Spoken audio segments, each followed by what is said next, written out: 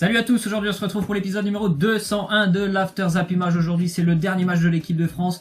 Peut-être aussi le dernier match de cette Coupe du Monde pour l'Argentine. Si vous voulez suivre toute l'actualité de ces deux nations, n'hésitez pas à télécharger OneFootball, la meilleure application concernant l'actualité du football. Tous les liens sont dans la description. Nous on démarre avec une très belle image de cette Coupe du Monde. Le gardien égyptien Essam El Hadary, âgé de quand même 45 ans et 5 mois, il devient le plus vieux joueur de l'histoire de la Coupe du Monde, a disputé un match. Il a joué hier avec l'Égypte face à l'Arabie Saoudite, alors que ces deux nations étaient déjà éliminées. Il a joué, il a même sorti un arrêt vraiment monstrueux sur un penalty qu'il va chercher presque à mi-hauteur du côté de la lucarne.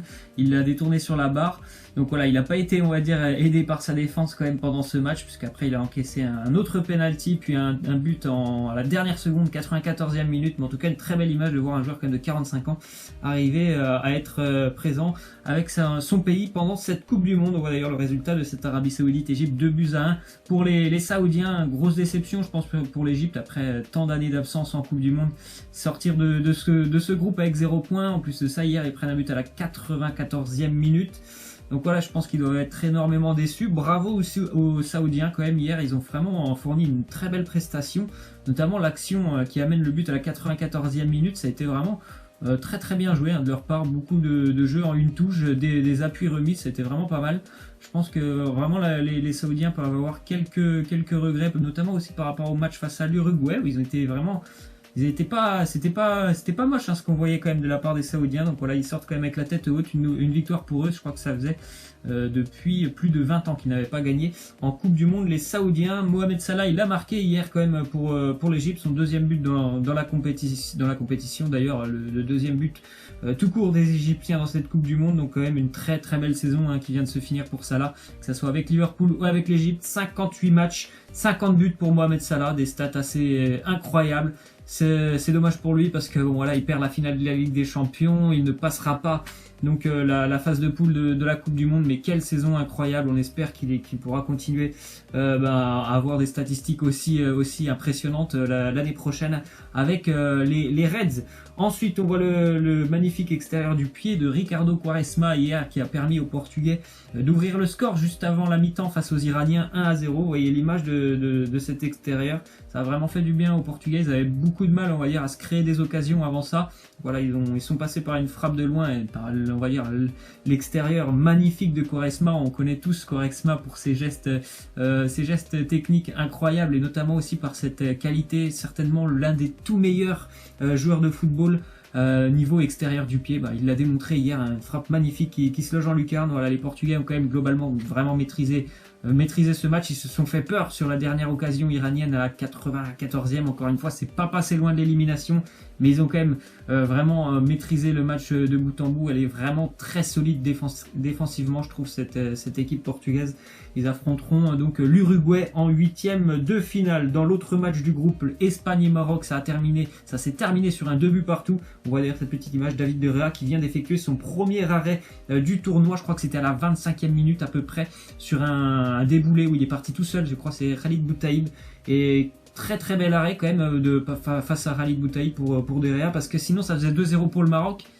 Et l'Espagne aurait été très très mal engagée dans ce groupe. Donc voilà, même si depuis le début du tournoi il nous a fait une boulette, il a été souvent chercher des ballons au fond du but sans avoir à effectuer d'arrêt. Hier il en a sorti un très très important face à Khalid Boutaïb.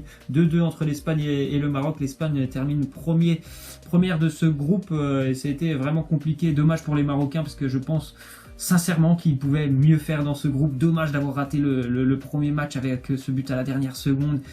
Franchement, je pense qu'ils doivent être un petit peu déçus quand même, les Marocains de cette Coupe du Monde, même si hier ils ont montré un très très beau visage. Ensuite, déclaration de Dugarry, il nous dit: Ronaldo est peut-être moins talentueux, mais tu vois ce que c'est qu'un leader et qu'est-ce qu'il amène à son équipe avec des défauts. Mais à un moment ou à un autre, il faut que Neymar et Messi soient capables de se regarder dans une glace, aussi fort soit-il. C'est vrai qu'on voit l'attitude que montre Ronaldo sur le terrain et l'attitude qu'on a pu voir notamment de Lionel Messi avec l'Argentine. Après, bon, il n'y a pas les mêmes joueurs autour, certes, mais l'attitude, ne serait-ce l'attitude corporelle de ce qu'a montré Messi face à la Croatie, toujours la tête baissée, toujours en fait, on dirait qu'il n'avait pas envie d'être là, alors que Ronaldo, ça se voit vraiment que c'est le leader de cette formation portugaise.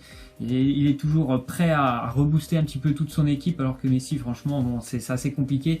Neymar, il essaye un petit peu d'être le leader, même si c'est un petit peu plus compliqué. Donc on voit vraiment que franchement, niveau leadership, il y a vraiment une différence énorme entre Ronaldo et les deux autres. Ensuite, déclaration de Mascherano, il nous dit Léo Messi va bien, mais dans un collectif où tout ne fonctionne pas bien, on est tous frustrés, c'est un être humain, il a ses frustrations. Mais il a envie d'inverser la situation et de changer l'image que nous avons donnée pendant ces deux matchs. Ce soir, voilà, c'est la finale pour l'Argentine face au Nigeria. Il faut absolument gagner pour les Argentins. Ils sont obligés, hein. Il faut pas qu'il y ait un match nul. Il faut une victoire de l'Argentine ce soir pour se qualifier. Voilà, donc bon, après, on a vu ce qu'a fait l'Argentine la semaine dernière. J'espère pour eux que ça sera un autre match ce soir, mais ça me semble quand même... Ça me semble assez compliqué. Il faudra inverser toute la tendance et tous les, on va dire, les points négatifs, parce qu'il y en a beaucoup quand même de négatifs dans cette sélection. Donc il faudra vraiment voir un Messi extraordinaire ce soir, comme il l'a fait lors du dernier match de qualification pour l'Argentine. Sinon, l'Argentine va rentrer à la maison bien plus tôt que prévu, il me semble. Ensuite, déclaration de Sampaoli, le sélectionneur, il nous dit l'Argentine n'a pas dominé comme nous l'avons fait contre l'Islande. Pour le bien de l'Argentine, Messi aura beaucoup plus de ballons cette fois. On verra dans quelle disposition l'Argentine va jouer ce soir. On verra s'il y a du Gonzalo Higuaín, on verra s'il y a du Dybala titulaire. Il me semble en tout cas qu'il faut que ces joueurs soient présents sur le terrain, parce que l'Argentine doit absolument gagner. Donc l'Argentine doit être beaucoup plus offensive que par exemple face à la Croatie. On verra si Lionel Messi aura plus de ballons, on verra aussi son comportement. Il y a beaucoup de points d'incertitude ce soir pour ce match entre l'Argentine et le Nigeria. Donc on verra tout ça ce soir. Ensuite, déclaration de Varane, enfin il nous apprend surtout Raphaël Varane, qu'en conférence de presse, il allait être capitaine pour le dernier match de l'équipe de France cet après-midi face au Danemark. Il sera capitaine, donc vraisemblablement Hugo Lloris ne sera pas le gardien titulaire de l'équipe de France. Je pense que ça sera Steve Mandanda, et c'est bien normal parce qu'on peut se permettre de faire un petit peu tourner. Et puis aussi Steve Mandanda, ça fait tellement longtemps qu'il est là, je pense qu'il mérite aussi de faire partie un petit peu de l'aventure de cette Coupe du Monde en tant que titulaire. Ensuite, déclaration de Varane sur Mandanda, il nous dit c'est quelqu'un de posé, tout le monde l'écoute, il fait l'unanimité dans le groupe, c'est le joueur vers qui on se tourne dès qu'il y a un souci, c'est un ancien, il est posé et fiable. C'est ce que dégage aussi Steve Mandanda. On le voit, il a toujours le sourire, il est jamais, on voit jamais un excès d'énervement chez Mandanda. C'est quelqu'un d'assez calme, et voilà, je pense vraiment que c'est mérité pour lui aussi de faire partie un petit peu plus de cette Coupe du Monde en étant normalement titulaire cet après-midi. Ensuite, du côté du Brésil, on se fait peur un petit peu concernant Douglas Costa. Et il se pourrait que Douglas Costa, ça soit déjà la fin de la Coupe du Monde pour lui. On en apprendra certainement un peu plus dans les prochains jours, parce que visiblement le match face au Costa Rica lui a laissé pas mal de séquelles. Il était déjà blessé un petit peu avant ce match, et visiblement il aurait aggravé sa blessure en jouant face au Costa Ricain. Ensuite, on voit on ouvre une petite page Ligue 1, donc on voit déjà le nouveau logo du Toulouse Football Club. Voilà, il a un petit peu changé, très très beau logo quand même, avec aussi des jolis symboles de la ville de Toulouse. Encore une fois, nouveau du côté de Toulouse, Max-Alain Gradel qui s'engage définitivement avec le TFC. Il arrive donc en provenance de Bournemouth en Angleterre. Il a fait une belle saison avec les Toulousains, même si pour Toulouse ça a été compliqué. On rappelle qu'ils se sont maintenus grâce au barrage de relégation avec l'AC Ajaccio en Ligue 2. Belle saison quand même pour Max Alain, avec 9 buts. Donc il s'engage définitivement avec le TFC. Et le TFC aussi qui change d'entraîneur, donc c'est le retour d'Alain Casanova, qui a passé, je crois, plus de 7 ans, il me semble, du côté de Toulouse. Ça faisait 2 ans et demi qu'il était parti, donc il est de retour du côté du Toulouse Football Club. Alain Casanova. Du côté de Dijon, on vient d'engager un latéral droit, Michael Alphonse. Il vient surtout de Ligue 2, du côté de Sochaux. Donc si je vous en parle, c'est parce qu'il vient d'être élu quand même 2 fois consécutivement meilleur latéral de Ligue 2, donc j'espère pour le FCO que ça sera vraiment une belle aventure pour lui, parce qu'on a beaucoup de problèmes au niveau des latéraux. Donc je pense que ça pourrait être une très très bonne recrue. Ensuite, déclaration de Justin Kluivert, il nous dit je me sens bien, c'est un club incroyable et je suis impatient de démarrer. La Roma est le club parfait pour ma progression, pour jouer au top niveau. Je suis là pour travailler dur et réaliser de belles choses ici. Belle progression. Il est parti d'Amsterdam, il rejoint la Roma. Je pense qu'il va avoir beaucoup de temps de jeu, donc tant mieux pour lui. Je pense que c'est vraiment une belle étape dans sa carrière, et certainement que, comme il le dit, il va pouvoir bien plus progresser. Ensuite, on voit que Davide Santon devrait lui aussi pouvoir s'engager avec l'AS Roma, défenseur ou latéral. Il peut aussi évoluer un petit peu au milieu de terrain. Il évolue du côté de l'Inter Milan. C'était une des conditions pour que Radja Nainggolan rejoigne l'Inter, c'était que Davide Santon signe peut-être tout simplement du côté de la Roma, donc ça devrait se faire. Bon, c'est quelqu'un qui a joué sur les 4 dernières saisons, il joue entre 15 et 20 matchs par saison avec l'Inter, donc c'est vraiment pas un titulaire indiscutable du côté de l'Inter. Choix assez surprenant de la Roma, parce que bon, Nainggolan c'est vraiment un pur milieu, on verra s'il va vraiment s'imposer du côté de Rome l'année prochaine. Ensuite on voit le gâteau à l'effigie de Lionel Messi qui lui a été offert pour son anniversaire, gâteau à taille humaine, hein, vraiment c'est assez incroyable, j'espère qu'il en a bien profité, qu'il sera vraiment prêt ce soir. Lionel Messi, on va terminer donc avec la question de fin. Quel cadeau d'anniversaire pour Lionel Messi? Bon, son anniversaire c'était dimanche, mais ce serait quand même un beau cadeau je pense pour lui si l'Argentine venait à se qualifier, donc laissez-moi en commentaire.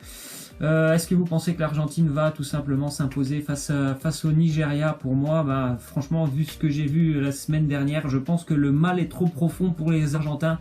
Et il y a quand même une équipe en face, c'est les Nigérians. Et je trouve qu'il y a beaucoup de vitesse aussi dans le jeu offensif nigérian. Ça peut poser problème à la défense vraiment spectatrice de l'Argentine. Donc pour moi, l'Argentine va quand même va se faire éliminer. J'espère me tromper parce que j'ai envie de voir quand même Lionel Messi continuer cette aventure. Mais voilà, je me dis que par rapport à ce que j'ai vu la semaine dernière, je ne serais pas surpris. Donc pour moi, l'Argentine ne va pas se qualifier. Et je pense que l'Argentine va faire un match nul tout simplement ce soir. Laissez-moi en commentaire vos pronos pour ce match. Voilà, je vous laisse et je vous dis à demain. Ciao!